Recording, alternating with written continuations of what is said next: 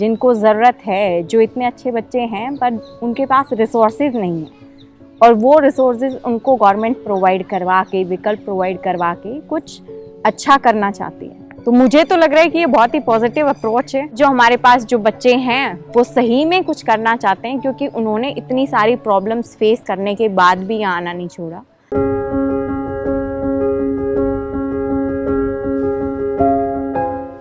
मैं Sangeeta ABRC Sarol centre पे 2019 से कार्यरत हूँ। मेरे पास 12 स्कूल हैं जिनमें मेरा काम होता है टीचर्स को एकेडमिक सपोर्ट प्रोवाइड करवाना और बच्चों की जो भी छोटी मोटी प्रॉब्लम्स होती हैं या टीचर्स की जो भी प्रॉब्लम्स होती हैं उनको सॉल्व करना, उनको आगे बड़े लेवल तक लेके जाना।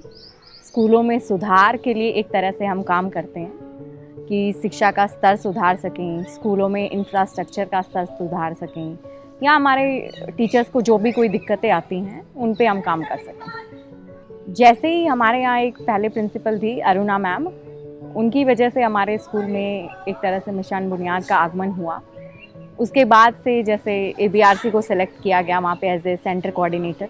लेकिन फिर जैसे ही यहाँ पे पता चला कि यहाँ भी बच्चे आ रहे हैं जिनको ज़रूरत है, जो इतने अच्छे बच्चे हैं पर उनके पास रिसोर्सेज नहीं है और वो रिसोर्सेज उनको गवर्नमेंट प्रोवाइड करवा के, विकल्प प्रोवाइड करवा के कुछ अच्छा करना चाहती है।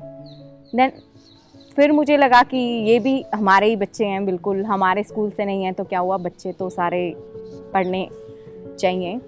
तो जिस तरह से ये पिछले बैकग्राउंड से आ रहे हैं, पिछड़े हुए बैकग्राउंड से, तो मुझे ऐसे लगा कि अगर इनमें से एक भी बच्चा निकल जाता है आगे तो मिशन बुनियाद को मैं तो कामयाब एक उसके रूप में देखती हूँ कि इनका जो भी लक्ष्य है उसकी तरफ ये एक एक कदम बढ़ा रहे हैं धीरे धीरे। एक तो इसमें सबसे बड़ा अंतर ये है कि जो कोरोना काल में जो पढ़ाई हुई उसमें बच्चे अपने घर पे थे और टीचर अपने घर से फ़ोन पे पढ़ा रहे थे, स्क्रीन पे, तो बच्चों का ध्यान नहीं था पूरा घर के कामों में या बात में, डिस्ट्रैक्ट हो रहे थे बच्चे। तो उसका ये एक इम्प्रूव्ड वर्जन है कि बच्चों को स्कूल में ही हम बुला के और फिर हम पढ़ा रहे हैं। तो एक तरह से उनके लिए जो माहौल है स्कूल का वो कायम है वहाँ पे। तो मुझे तो लग रहा है कि ये बहुत ही पॉजिटिव अप्रोच है।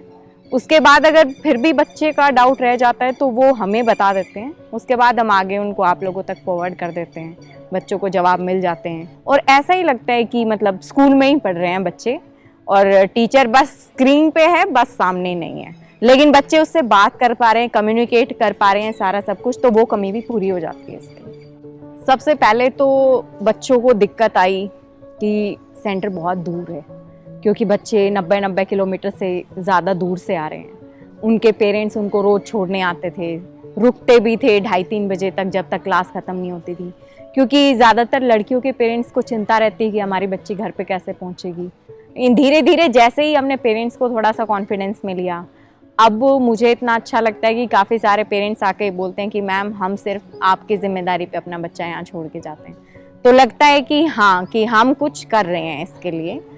तो लेकिन अब जो हमारे पास जो बच्चे हैं वो सही में कुछ करना चाहते हैं, क्योंकि उन्होंने इतनी सारी प्रॉब्लम्स फेस करने के बाद भी यहाँ आना नहीं छोड़ा। धीरे धीरे अब बच्चे टेस्ट में अच्छा कर रहे हैं, बच्चों की नोट्स बुक सब चेक हो रही हैं, बच्चों को आने जाने का किराया मिल रहा है, सब कुछ, यूनिफॉर्म मिल रही है, टैब मिल चुके हैं बच्चों को, आने वाले टाइम में बुक्स भी मिल जाएंगी, हर चीज़ जो इन्होंने इम्प्रूव करा है।